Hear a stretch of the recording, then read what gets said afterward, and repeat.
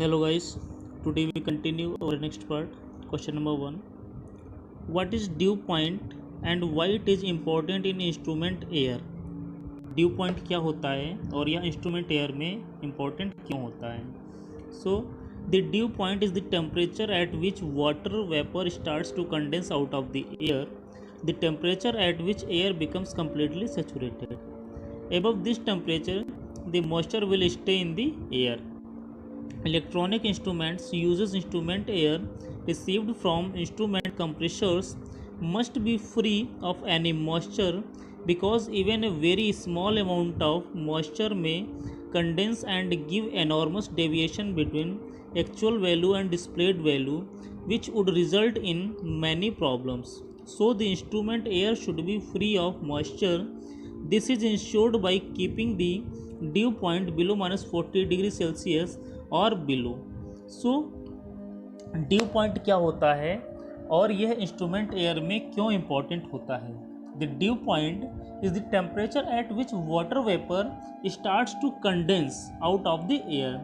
Due point एक वह temperature होता है जिसपे कि water vapour out of the air condense होना स्टार्ट हो जाती हैं.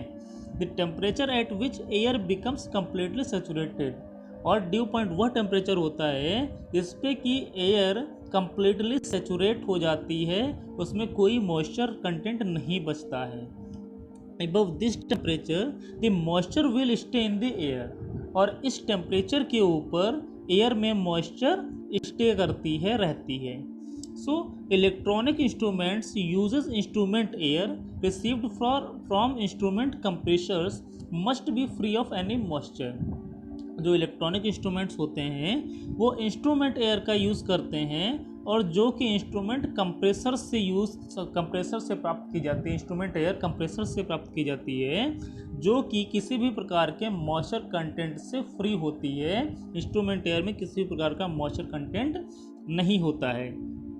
Because even a very small amount of moisture में condense and give enormous deviation between actual value and displayed value, which would result in many problems. अगर किसी भी प्रकार का एक छोटा सा अमाउंट भी मॉइस्चर का रह जाता है तो ये एक enormous deviation देगा एक्चुअल वैल्यू और डिस्प्लेड वैल्यू के बीच में, जो हमें रिजल्ट प्राप्त होगा वो बहुत सारी प्रॉब्लम्स क्रिएट कर देगा. So the instrument air should be free of moisture. इसलिए इंस्ट्रूमेंट एयर मॉइस्चर से फ्री होती है. This is insured by keeping the dew point below -40 °C और बिलो. इसलिए ये इंश्योर होता है कि ड्यू पॉइंट -40 °C से नीचे होगा या इससे भी नीचे होगा.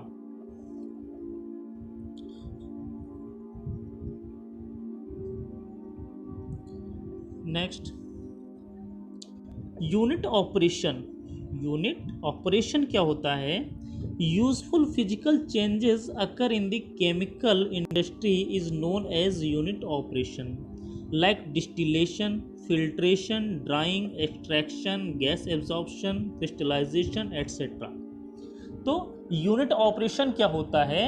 यूनिट ऑपरेशन हमारा किसी केमिकल इंडस्ट्री में जो फिजिकल चेंजेस होते हैं, किसी ऑपरेशन में जो फिजिकल चेंजेस होते हैं केमिकल इंडस्ट्री में, वो हमारे यूनिट ऑपरेशन कहलाते हैं. जैसे कि डिस्टिलेशन हो गया, filtration, drying, extraction, gas absorption और क्रिस्टलाइजेशन आदि हमारे यूनिट ऑपरेशन के अंतर्गत आते हैं. नेक्स्ट है यूनिट प्रोसेस. यूनिट प्रोसेस हमारा क्या होता है? यूनिट प्रोसेस हमारा useful chemical changes with or without physical change occur in chemical industry are known as unit process. unit process हमारा क्या होता है? chemical change with or without physical change occur in chemical industry.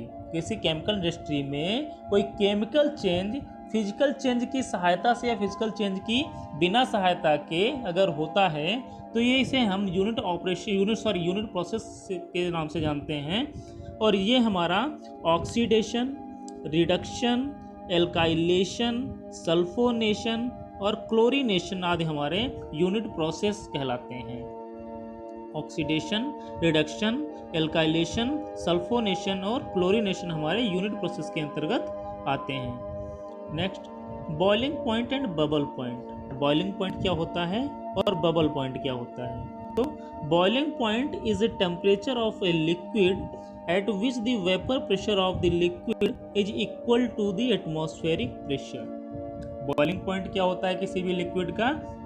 किसी भी liquid का boiling point वह temperature होता है जिसपे कि उसका वेपर प्रेशर, उस लिक्विड का वेपर प्रेशर एटमॉस्फेरिक प्रेशर के इक्वल हो जाता है, वह उसका बॉइलिंग पॉइंट होता है। वह टेम्परेचर जिसपे किसी लिक्विड का वेपर प्रेशर उसके एटमॉस्फेरिक प्रेशर के इक्वल हो जाए तो हमारा ये बॉइलिंग पॉइंट कहलाता है। इसी प्रकार हमारा बबल पॉइंट का होता है। Bubble point is a temperature at which first bubble of vapour is form. Bubble point एक वह टेम्परेचर होता है किसी भी लिक्विड का जिस पे किसी उस लिक्विड की पहली बबल फॉर्म होती है, पहली बबल से वेपर फॉर्म होती है, वो हमारा उस लिक्विड का बबल पॉइंट कहलाता है। Next, volatile liquid. Volatile liquids हमारे क्या होते हैं?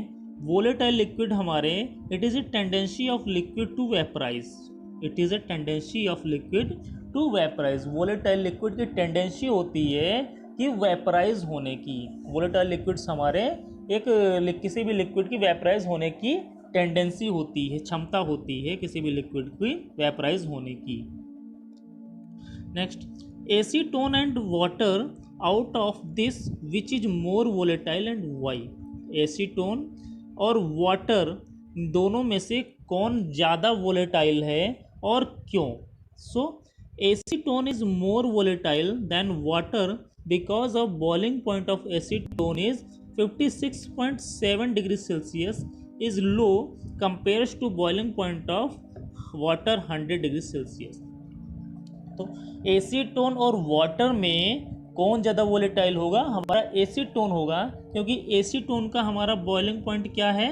56.7 डिग्री सेल्सियस और हमारा वाटर का बॉइलिंग पॉइंट क्या है? 100 डिग्री सेल्सियस। वाटर हमारा 100 डिग्री सेल्सियस पे बॉयल होता है, जबकि एसीटोन 56.7 डिग्री सेल्सियस पे ही बॉयल हो जाता है।